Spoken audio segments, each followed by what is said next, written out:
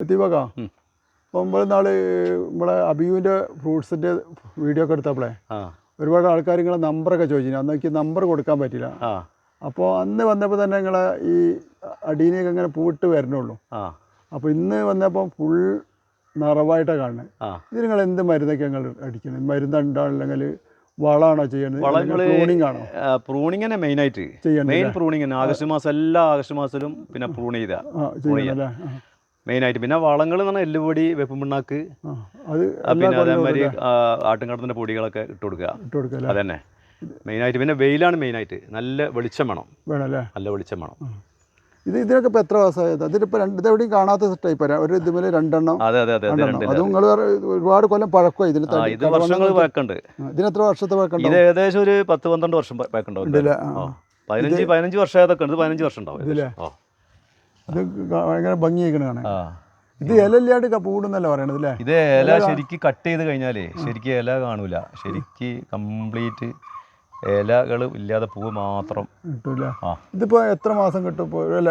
കുറെ നിൽക്കും. 10 ദിവസം. 10 ദിവസമല്ല, 10 കൂടുതൽ നിൽക്കും. ഇതിപ്പോ അതേമാതിരി ഇത് വേറൊരു കളറാണ്.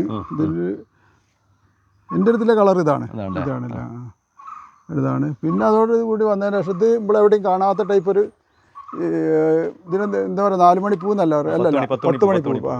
ഇത് വേറെ ഒരു എവിടെയും കാണാത്തൊരു കളറാണ്. കളറല്ല, ഒരു വലിപ്പമൊക്കെ ആണ്. ഇതൊക്കെ നിങ്ങൾ തന്നെ സെറ്റ് ചെയ്യണം. വലിയ ഫ്ലവറാണ്. ഇതൊക്കെ എത്ര പഴക്കമായി?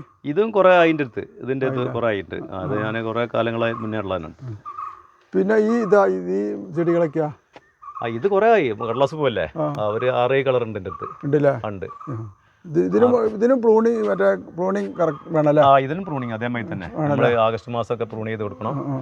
പിന്നെ അപ്പോഴേ തന്നെ ഇതേമാതിരി നല്ല വെളിച്ചം വേണം. പിന്നെ നല്ല നമ്മൾ അത്യാവശ്യം നല്ല വെളിച്ചത്തിന് മാത്രമേ ഇത് ഉണ്ടാവുള്ളൂ. ഫ്ലവർ ഉണ്ടാവുള്ളൂ. പിന്നെ മണ്ണിൽ നമ്മൾ കുമ്മായത്തിന്റെ പൊടികളൊക്കെ നമ്മൾ കാൽസ്യത്തിന്റെ ഇതൊക്കെ കൊടുക്കണം. അപ്പോഴേ ശരിക്കും ഇത് ഫ്ലവറിലേക്ക് വരുള്ളൂ. നമ്മൾ സാധാരണ എല്ലാവരും കൊണ്ടുപോയി കുഴിച്ചിട്ടിട്ട് അങ്ങനെ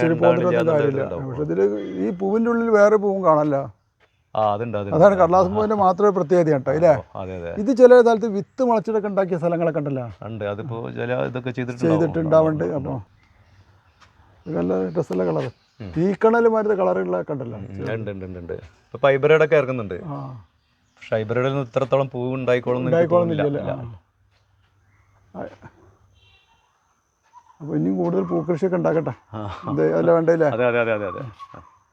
ഇതിൻ്റെയൊക്കെ നിങ്ങൾ തൈകൾ കുറച്ച് കഴിഞ്ഞാൽ നിങ്ങളുടെ അടുത്ത് സെയിലുണ്ടാവില്ലേ?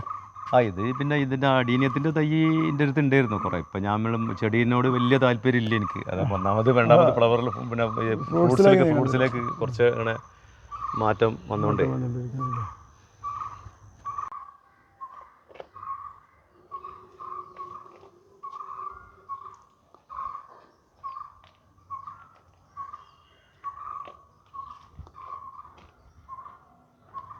ഇതിനൊക്കെ ഓരോ പേരുകളുണ്ടല്ലോ. ഒരു കളറിന് ഓരോ പേരുകളുണ്ടല്ലോ. ഇതൊക്കെ കുറേ ഇതിൻ്റെയൊക്കെ താല്പര്യം തുടങ്ങിയിട്ട് കുറേ കൊല്ലങ്ങളായിട്ടുണ്ടാവില്ലേ? ചെടികളായിട്ടില്ലേ?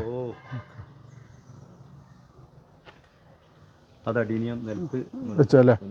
നിലത്ത് വെച്ചാൽ വെള്ളം നിന്നാലൊക്കെ ചീഞ്ഞു പോവില്ലേ?